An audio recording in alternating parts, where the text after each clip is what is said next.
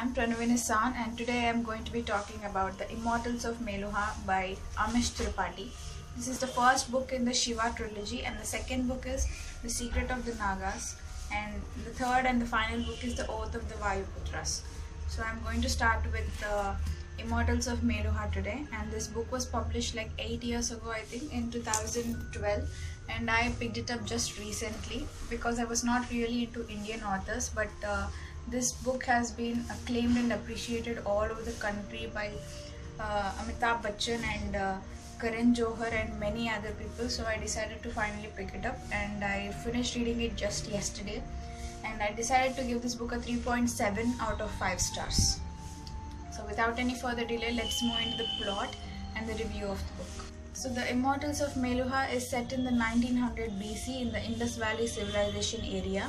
It was then called as the land of Meluha.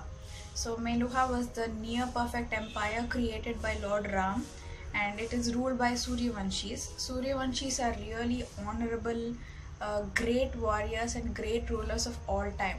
So their empire is absolutely perfect, and everyone is law abiding and happy, and there is complete total discipline and order in Meluha.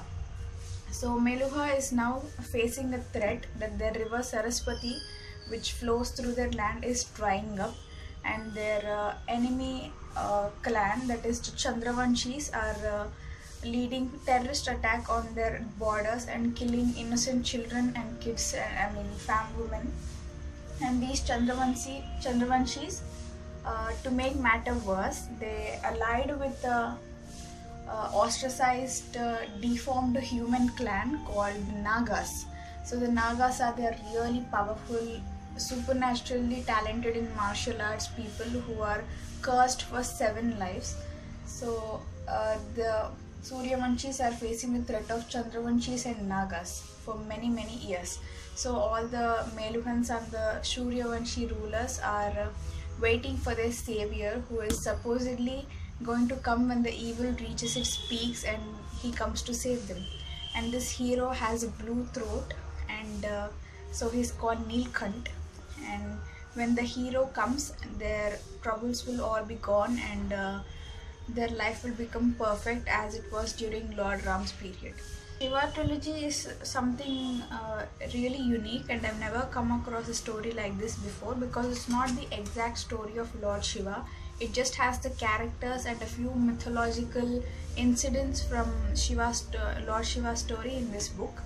And the character Shiva in this book is really intense, and I really like the character. And there are many other characters like Sati, Parvateshwar, Nandi and all. They are all really rich and intense characters, and the characters are what I liked in this book. And the plot was really good as well. The setting of the world and the wars between Chandravanshi and Suryavanshi clan, it was all really good. So I decided to give this book a 3.75 out of 5 stars because the things I liked about this book are the plot and the world building and the characters and all. What I did not like in this book is the writing. The writing in this book is like really shallow and feels like amateurish, because some incidents needed a little more intense writing and deep history and all. But this author, I think this is his debut book, so that's why this book feels like really amateur writing. And apart from the writing, everything in this book is good. And I don't think everyone will have a problem with the writing, because I'm a person who's read lots of fantasies like Joe Abercrombie, George R.R. Martin and Brandon Sanderson.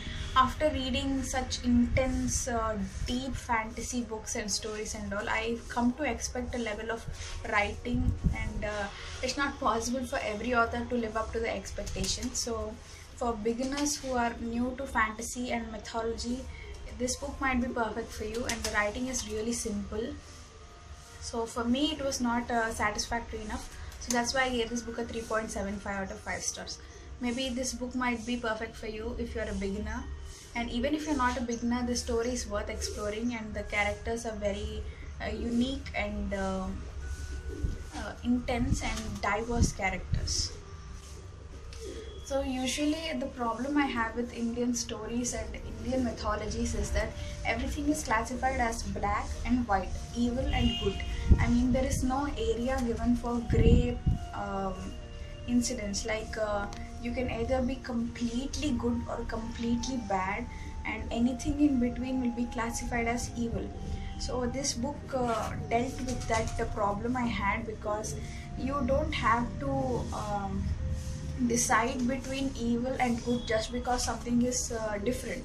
Like, I'm a person following a way of life, so a different person following a different way of life is not evil, he's just different. So this book deals with that issue I had. Everything is not just black and white, life is full of gray areas, and this book is an exploration of those gray areas. And I'm really excited for the second book, that is The Secret of Nagas, and I hope it's either equal to this book or better than the first book. And very soon I'll be giving the review of The Secret of Nagas and The Oath of Vayuputras. Please keep your eyes peeled for that. And so that's it for this video. If you are a person who's into Indian mythology and fantasy reading, then I highly recommend The Immortals of Meluha by Amish Tripathi. And until the next video, goodbye.